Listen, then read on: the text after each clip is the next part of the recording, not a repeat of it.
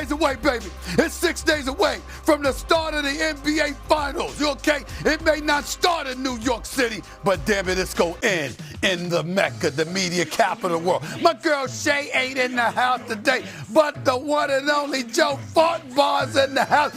Tell me something, Joe. And my boy Big Perk is in the house as well. And y'all might look at him, and he might look a little sleepy and all of this stuff. Remember, he was supposed to be off today, but his little big bro needed him. His little big bro needed him. And I said, Perk, yo, what's up? I need you on First Take. And he said,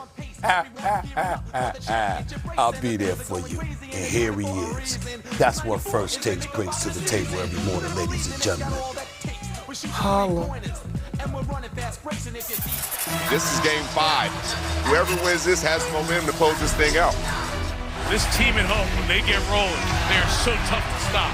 He knows this is desperation time. He's pleading with his team, fight. Spurs need a desperate, miraculous comeback or else they'll be playing for their lives. McCain lifting, launching, diving a three. Game number 5 to the Thunder. One win from a return to the finals. Absolutely no way on earth to improve upon that open. So I'll just say hello and good morning. Welcome to First Take. I'm Joe Fortenbaugh in for Shay. Stephen A., the ray of sunshine, as you can see, is here. Big Perkins here with us today as well as we dive in on the NBA playoffs. A monster. Game 6 in San Antonio tonight. Wemby and the Spurs on the brink of elimination, while SGA and the Thunder will try to return to the finals for a second straight year to defend their title against the waiting Knicks. But first, they'll have to close out Victor Wembanyama, who is coming off the worst shooting performance of his playoff career. As we all know, is a guy who won't go down quietly. How important is it for OKC to end this series tonight, Stephen A.? Well, it's important, but it's not fatal, because the worst case scenario is that you got a Game 7 on your home turf. And most of us have picked the Oklahoma City Thunder to win this series in 7 games. So we're anticipating that the Spurs will handle their business in Game 6 and force a Game 7. So it's one of those situations. Obviously, if they were down 3-2 instead of up 3-2, it would be a different scenario. But it's not just about the positioning that they're in terms of having a 1-game lead in the series going into Game 6.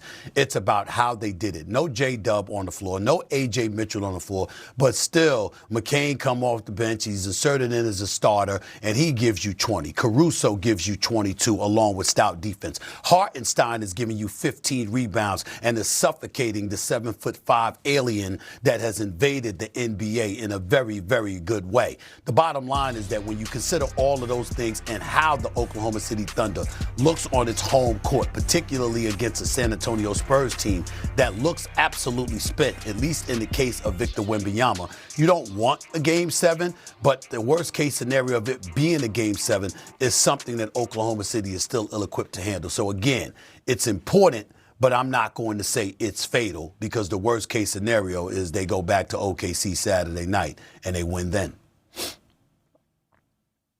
I agree 1,000% with SA. It's important, but it ain't the end of the world if they don't, because we know that OKC, once they get you back at the crib, and especially for a Game 7, history over the past 2 seasons tell us that they want that smoke, and it's hard to win in that building. But I will say this: I expect the Spurs to win. SA, you picked them to you picked OKC to win in 7. I picked OKC to win in 7.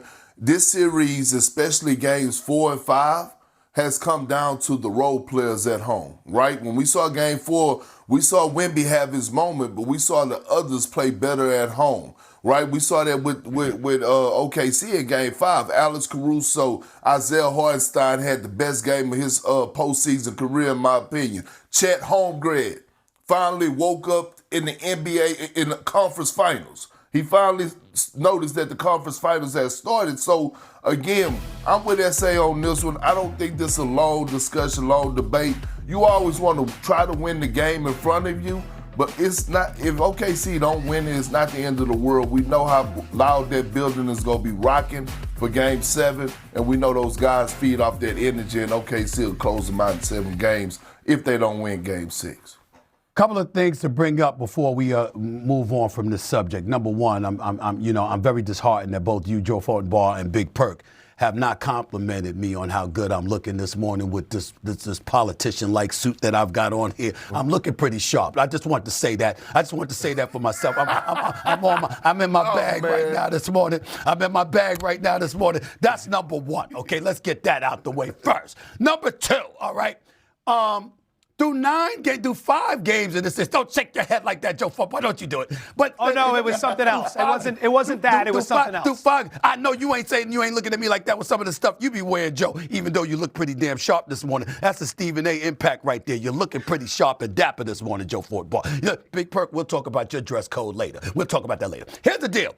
Do 5 games in the Western Conference Finals. The margin of victory, the total points has been just 9 points. That's the slimmest margin in 17 years since the Lakers Nuggets in 2009. So we understand that it's been that close. It gives you the impression that anything can happen in the Game 7, which we always believe anyway, but especially with these two teams and the way they go at one another. So it'd be interesting to see it. I think we're going to see a Game 7. I think so. I don't think it's going to be fatal for Oklahoma City, but I'd be remiss in neglecting the possibility that it could happen. They could get knocked off if they're not careful because San Antonio is incredibly dangerous. Good news for OKC. Home teams in Game 7. NBA winning about 73% of the time. Bad news, and this is what happens when you spend too much time looking in the mirror, focusing on your attire, and not focusing on the debate at hand. You mentioned it earlier. The injury to Jalen Williams, the injury to A.J. Mitchell, okay? Now, if we're all picking San Antonio to win tonight, that would mean that without Mitchell and Williams, OKC would have dropped 2 of 3. And now we're extending the series to a Game 7 and saying, all right, well, we've lost 2 of 3 without Williams and A.J. Mitchell, Stephen A., but we're going to be okay in Game 7. I think there's a little bit more desperation to close this thing out tonight. I don't feel that way. I really, really don't. I just think that, coming into Game 5, I thought that was going to be the series. And I thought that Oklahoma City was in tremendous danger, just like I thought when the series was tied 1-1 and they went into San Antonio going down 2-1. Instead of being up 2-1 would be a dangerous situation. And in both instances, the reigning 2-time league MVP answered the call. I just think that there comes a point in time where we can't say enough about Shai Gilgeous-Alexander. He's unflappable, man. He just doesn't get phased. You might double him. He might have a bad shooting night or whatever. But the bottom line is that it doesn't matter whether he's on the road, whether he's at home or whatever. He's Shea Butter, and he knows it. And he walks into an arena knowing who the hell he is and what he's going to bring to the table. On their home turf, those familiar rims, as Perk always says, as everybody always says, role players play better at home than they do on the road. We understand that. So we got to expect that some cats are going to step up. But to me, it all starts and stops with Shea Butter. And if Shea Butter shows up, chances are they're going to have their way. And nothing seems to faze this brother. Even with Stephon Castle, hounding him, defending him, causing things to be a bit more difficult for him compared to what other people are able to cause him. When it really, really counts, Shea is just like, all right, just give me the ball. Let me handle this for y'all. This is his attitude. This is what he does. And that's why when you fantasize about the possibility of OKC meeting New York, when you think about Jalen Brunson, think about every positive thing that you say about Jalen Brunson. Here's the interesting element about that. It's exactly what you say about Shea Butter. Except with Shea Butter, he's already a champion. And Jalen Brunson is aiming to capture one. That's the difference. But Shea Butter's already a champion and a 2-time league MVP. He already has it. Nothing seems to faze him. And I don't think a Game 7 back in Oklahoma City will do either. So two things. Number one, Joe, do you have your IFB in your ear? Are your listening skills here this morning? Yes, sir. No, I'm asking, are your listening skills here this morning? Because I literally said that Game 4 and Game 5 was won by the role players at home. That's why I said OKC, I have no problem with them going home for Game 7, and it's not that important in my opinion. It always is cool. It's always important to try to win the game ahead of you, but it's not the end of the world. S.A., to your point, I think you're wrong. Well, I know you're wrong. Game 5 wasn't, because that game, yeah, you are. The Game 5 wasn't won because of Shea Butter. The Game 5 was won because of the others. Alex Caruso was the unsung hero in that game. Isaiah Hartenstein and Chet Holmgren came to play. Remember, they got a lead and increased the lead while SGA was on the bench. While they was on the bench, that's when they went and took the lead, when Alex Caruso came into the game. So I get it, Shea Butter. You look on paper, you see the 32 points, you see the 16, I believe, for 17 from the free throw line.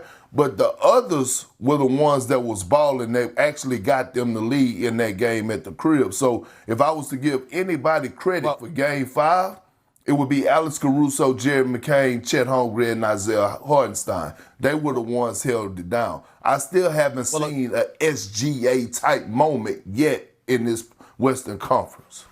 Yeah, but it starts and stops with him. And I thought that he started things. That's number one, even though McCain and Caruso and Hartenstein definitely shined. There's no doubt about it. When we were having a discussion the other day about role players compared to SGA, I wasn't denying the fact that the role players was going to need to step up and handle their business in order for them to have a chance and beat San Antonio. I was saying it can't be Shea Butter wet in the bed and having a disappearing act. He got to show up too, which he did. That's number one. And number two, I must say, Big Perk is very, very rude. Very rude. I mean, Joe Fortenbaugh doesn't host every day.